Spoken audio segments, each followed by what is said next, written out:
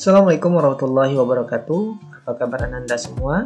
Bapak doakan kalian semua dalam keadaan sehat walafiat sehingga masih bisa mengikuti pembelajaran dari IPS masih bersama Pak Guru Andri Paslah. Minggu kemarin kita membahas tentang mobilitas sosial. Ayo, siapa yang masih ingat apa itu mobilitas sosial? Ya, yang dimaksud dengan mobilitas sosial adalah perubahan posisi seseorang atau kelompok dari strata satu ke strata sosial lainnya. Baik, sebelum kita membahas materi selanjutnya, coba kalian lihat peta konsep berikut ini. Minggu kemarin kita udah selesai membahas tentang pengertian mobilitas sosial dan bentuk-bentuk mobilitas sosial.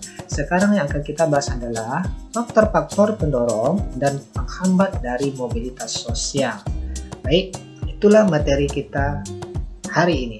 Sebagaimana yang telah kita pelajari minggu kemarin, mobilitas sosial akan selalu terjadi dalam kehidupan masyarakat. Ada beberapa faktor pendorong dan beberapa faktor penghambat terjadinya mobilitas sosial.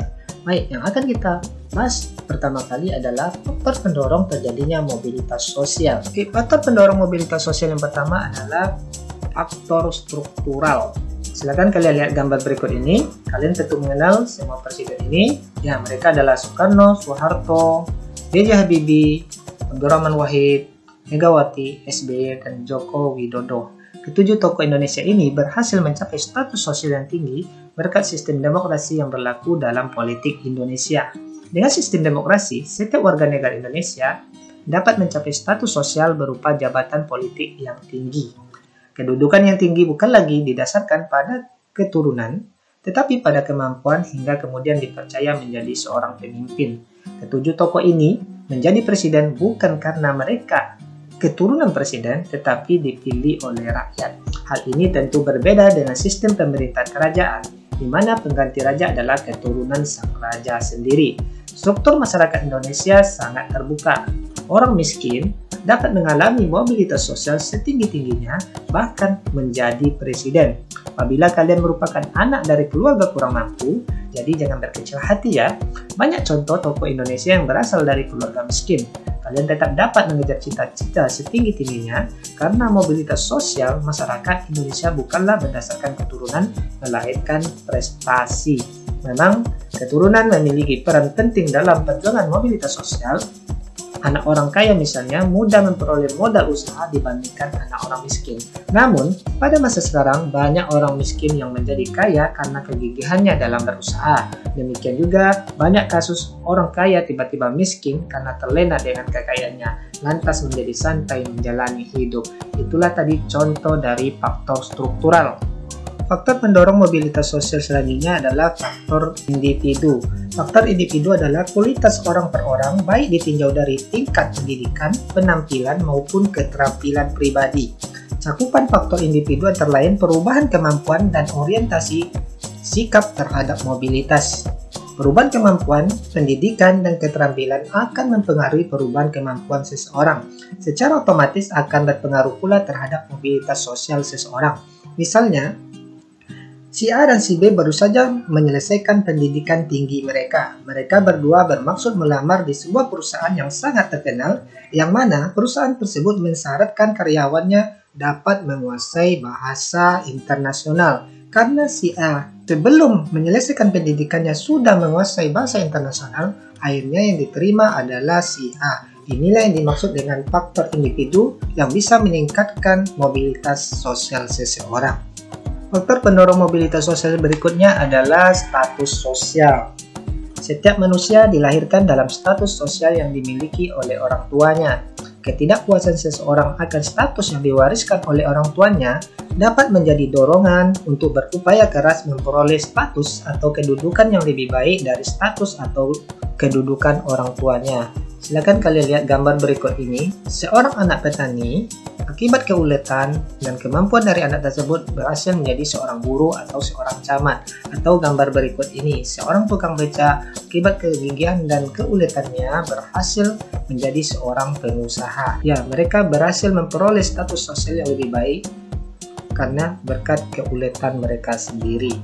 Faktor pendorong mobilitas sosial selanjutnya adalah disebabkan karena faktor ekonomi. Dan ekonomi dapat juga menjadi pendorong terjadinya mobilitas manusia. Orang yang hidup dalam keadaan ekonomi yang tidak menguntungkan dan serba susah, misalnya daerah tempat tinggal mereka tandus dan serba kekurangan, mendorong mereka untuk berurbanisasi ke kota-kota besar dengan harapan memperoleh kehidupan ekonomi yang lebih baik.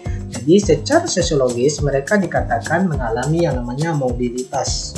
Faktor pendorong mobilitas sosial berikutnya adalah karena faktor politik. Situasi politik dapat menyebabkan terjadinya mobilitas sosial suatu masyarakat dalam sebuah negara.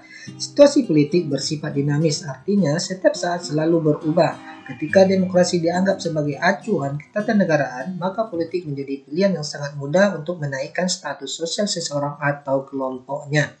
Organisasi politik seperti partai politik dapat memberi peluang besar bagi para anggotanya untuk naik dalam hierarki jabatan yang baik. Apabila ia mempunyai kemampuan beragitasi maupun berorganisasi, akhirnya menaikkan mobilitas sosial anggotanya. Faktor pendorong mobilitas sosial berikutnya adalah kemudahan akses pendidikan. Semakin berkualitas sistem pendidikan suatu negara akan memberikan kesempatan yang sebesar-besarnya bagi setiap warga negara untuk mendapatkan pendidikan yang layak. Pendidikan menjadi bekal yang baik bagi setiap orang untuk bisa melakukan mobilitas sosial yang lebih tinggi. Sebaliknya, jika akses terhadap pendidikan rendah, akan mempersulit seseorang untuk bisa mengubah status sosialnya menjadi lebih tinggi. Pada saat ini, pemerintah sudah berusaha memberikan fasilitas pendidikan yang layak bagi setiap warga negara, mulai dari tingkat sekolah dasar sampai ke tingkat perguruan tinggi. Selain itu, pemerintah juga memberikan beasiswa bagi siswa sekolah yang tidak mampu maupun untuk mahasiswa dalam menempuh pendidikan mereka. Diharapkan dengan pemberian beasiswa ini bisa meningkatkan mobilitas bagi setiap warga negara Indonesia. Baik, itulah tadi faktor pendorong dari mobilitas sosial. Sekarang yang akan kita bahas adalah faktor penghambat dari mobilitas sosial. Adapun faktor penghambat mobilitas sosial yang pertama adalah adanya diskriminasi. Dan maksud dengan diskriminasi adalah perbedaan perlakuan karena alasan perbedaan bangsa, suku, ras, agama, dan golongan. Sebagai contoh, pada masa penjajahan, terjadi diskriminasi pemerintah Hindia Belanda terhadap masyarakat keturunan Eropa dan masyarakat pribumi dalam memperoleh pendidikan. Masyarakat pribumi disediakan sekolah yang kualitasnya berbeda dengan sekolah-sekolah untuk orang-orang Eropa. Hal ini tentu mempersulit mobilitas sosial rakyat Indonesia. Selanjutnya, faktor penghambat yang kedua adalah adanya perbedaan ras dan agama. Mobilitas sosial dapat terhambat karena faktor ras dan agama. Salah satu contohnya adalah perbedaan tingkat ras yang pernah terjadi di Afrika Selatan. Ras berkulit putih berkuasa dan tidak memberi kesempatan kepada ras berkulit hitam. Namun setelah politik apartheid berakhir, Nelson Mandela dari kalangan kulit hitam menjadi presiden Afrika Selatan. Selanjutnya ada juga sistem kasta di India. Sistem tersebut tidak memungkinkan seseorang yang berasal dari kasta rendah dapat naik ke kasta yang lebih tinggi. Faktor penghambat mobilitas sosial berikutnya adalah perbedaan jenis kelamin. Perbedaan jenis kelamin berpengaruh terhadap prestasi, kekuasaan, status sosial, dan kesempatan-kesempatan untuk maju. Pria dipandang lebih tinggi derajatnya dan cenderung menjadi lebih mudah mengalami gerak sosial daripada wanita. Sebagai contoh, wanita yang hidup di desa merasa bahwa perannya hanya sebagai ibu rumah tangga. Hal itu dipengaruhi oleh pandangan umum pada masyarakat tersebut sehingga menghambat mobilitas sosial wanita-wanita yang ada di pedesaan.